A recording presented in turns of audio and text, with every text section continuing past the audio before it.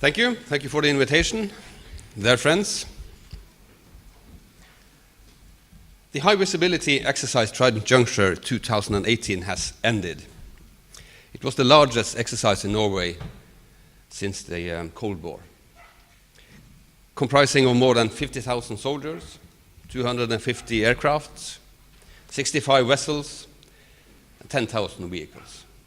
However, when foreign soldiers come to our challenging climate, rugged terrain, and intricate coastline, we are prepared for accidents to happen, even though we do everything in our power to avoid them. Sadly, this year we lost a German soldier in a traffic accident, for which we are extremely sorry. After participating in the exercise, one of our 5 frigates sank after colliding with a tanker, fortunately with no loss of life. Nonetheless, we will feel the repercussions for many years to come. These accidents illustrate that military activities are always fraught with danger, even in peacetime.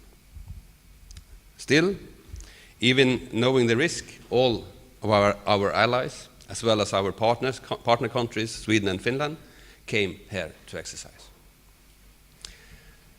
It is far too soon to draw a final conclusion from the exercise. However, some things seem clear already. First of all, the fact that 31 countries contributed to the exercise proves that we, as an alliance, stand together. One for all for one is our credo, one of the founding principles of the alliance. We have demonstrated in a very visible way that we will come to the aid of any of the member nations should they ever need it. Exercise Trident Juncture shows that the alliance is once again focusing on the high north, and that the sea lanes across the Atlantic is once again seen as vital to the alliance. For the first time in more than 25 years, a carrier strike group has participated in an exercise in our waters, demonstrating in a very real way that our American allies share our view on the importance of the high north. For our part, the fact that the other 30 nations came to our corner of the world makes this exercise a success. Being host nation with all that entails is a daunting task for a small nation. However, all units were in position with all their equipment on time. All supplies were delivered as planned. The infrastructure was satisfactory. More than 50 other actors, government as well as non-government, have been involved in Norway. Our total defense concept has been tested. It has also been put on the agenda across all sectors in a way we could not have achieved without this exercise. So, in that sense, as well, Trident Juncture 2018 is a success, seen with Norwegian eyes. The Russian invasion of Georgia in 2008, their invasion of Ukraine in 2014, and the annexation of Crimea shows their willingness to use force to achieve their aims.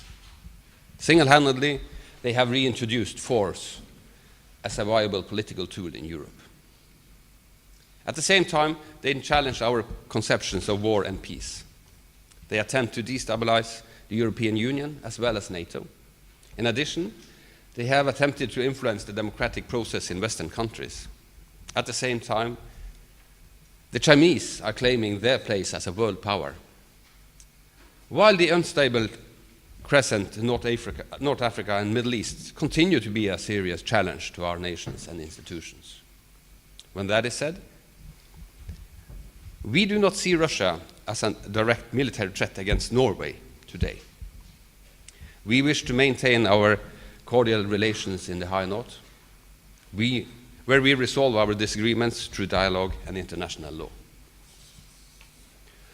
There is, however, a new severity in the security environment, which means that NATO has to maintain its 360-degree view on security, and that a change back to collective defense and deterrence is the right choice.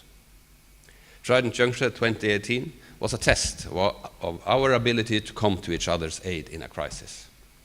But even more importantly, it demonstrated our collective will to do so. Bilateral and regional cooperation is one way to give the alliance even more substance, as long as these initiatives are complementary to NATO and not in competition or redundant. One example is the German-led framework nation concept. Another is the British-led Joint Expeditionary Force. And here in North, NORDEFCO is developing towards an effective cooperation. One area where we have come far in NORDEFCO is military mobility. As yet, it is only in effect for exercise purposes, but our aim is to have full military freedom of movement across borders in the full scale of operations, from exercises through conflict to high intensity warfare. Similar initiatives are in process throughout the alliance as well as the European Union. And here in the North, we are paving the way. This is one example of how cooperation in smaller units can benefit the whole alliance. It is unlikely that a crisis in the northern corner of Europe will only affect one country. The possibility of spillover effects is very large. Thus, the former identities of our partner nations, Sweden and Finland, as neutral countries is waning. They see themselves as members of the Western Defence and Security Cooperation, alliance-free, but members.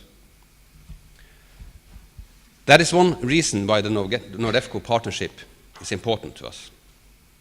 And one reason why we participate in both the framework nation concept as well as the Joint Expeditionary Force. It's also one of the reasons why we seek more cooperation with the countries in the North in other areas as well, such as the P8 project with the USA and Great Britain. We support the Cyber Defense Initiative in Estonia and the joint acquisition of new submarines with Germany.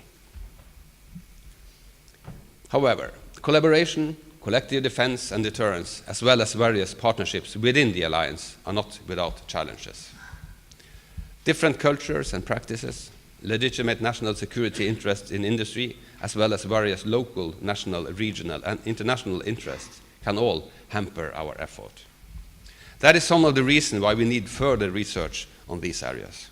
Research, study, and most of all, dialogue are vital to ensure that we succeed, despite our differences. That said, it is important to always remember why we cooperate and why all the countries in the North are together, either through the NATO alliance, the European Union, or both. We are liberal democracies that value the rule of law, freedom of speech, the freedom of press, and freedom of religion, as well as universal human rights.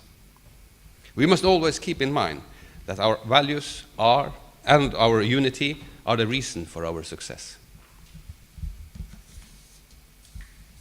That they are important in and of themselves, and that they are worth fighting for.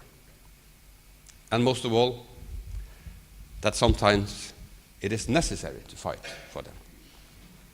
That's why our democratic northern countries seek cooperation in all fields, but most of all in our collective security.